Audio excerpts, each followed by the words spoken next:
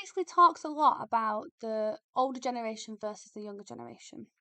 And we can do a lot. We've got really great things to say about the idea that the older generation, their dogmatic refusal to change is like, it creates a barrier to progress. It builds a wall between the proletariat and the bourgeoisie.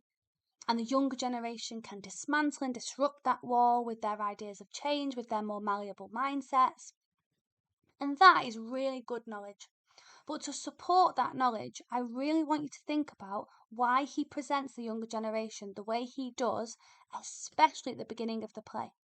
So I want you to think about what each character of the younger generation, including Gerald in this context, says about Eva Smith. So every single character, Sheila, Eric, and Gerald, they all call Eva Smith pretty. So Sheila says it, and Eric and Gerald also say it. Eric Berlin refers to Eva Smith as a good sport, and Gerald, among many of the things he says, they're a bit gross, says young and fresh and charming about Eva Smith. Okay. The fact they call her pretty tells me the younger generation see the external first. The visual. What's on the outside? And on the outside, this girl is pretty, Eva Smith is pretty. And as a woman in a patriarchal society, her beauty gives her a form of power because she is attractive and able to therefore attract the attention of men in a heteronormative society that expects a woman to want to attract the presence of a man. Okay. But this kind of prettiness and this ability to attract a man, that itself objectifies women. It sees her as something that should have a pretty exterior that a man can choose to want and take. So that itself is a form of objectification and only takes in the external. Keep that in mind. And Eric refers to her as good sport, and we know that sport literally is a game played for entertainment and fun. And Gerald, the way he speaks about Eva Smith, he calls her young and fresh and charming. Now, we can talk about this in lots of detail, but I really want that idea of fresh, the image of fresh. That image of fresh is truly unsettling. If something is fresh, it is ripe to be consumed. It is ready, and it is food. Freshness, we talk about food. We talk about something being ready to be used, typically. So this description of Eva Smith as something that is fresh, that is ripe, it is truly unsettling because not only is it objectification, but it is true dehumanization. So each character has objectified and dehumanized Eva Smith.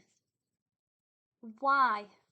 Because really we could think Priestley's kind of like hitting the same nail almost. He's telling us the same thing again and again. Why does he have every younger character show this objectification, this dehumanization? This is the reason. He does this because he is showing that the younger generation mirror their elders. They do what they have been taught is okay to do. And that is the most important lesson of this play, that the younger generation will do what they are taught to do. They will mirror their elders.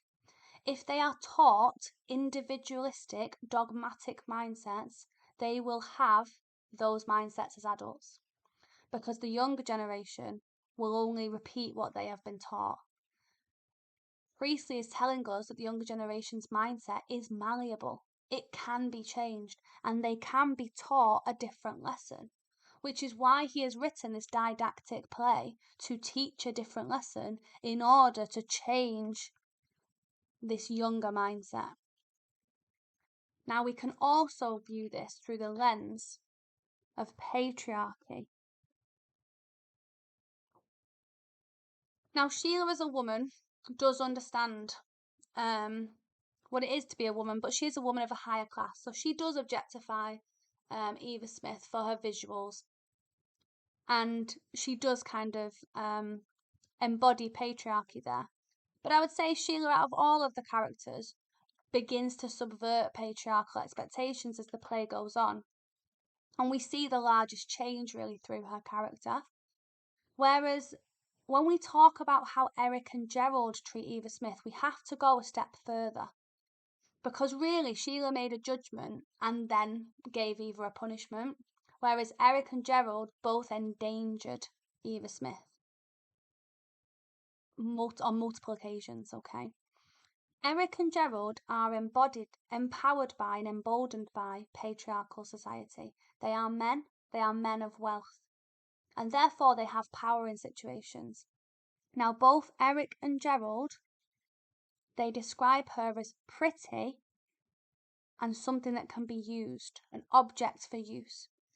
And this knowledge of her, only her external, she only using her for her external, means that they ignore her internal vulnerability. We know that Eva Smith was an incredibly vulnerable and incredibly fragile member of society. In comparison to these men, she's incredibly vulnerable because she's really poor. She doesn't have job stability. And therefore, she is a vulnerable and fragile member of society, but they describe her as something that is fun and something that can be consumed.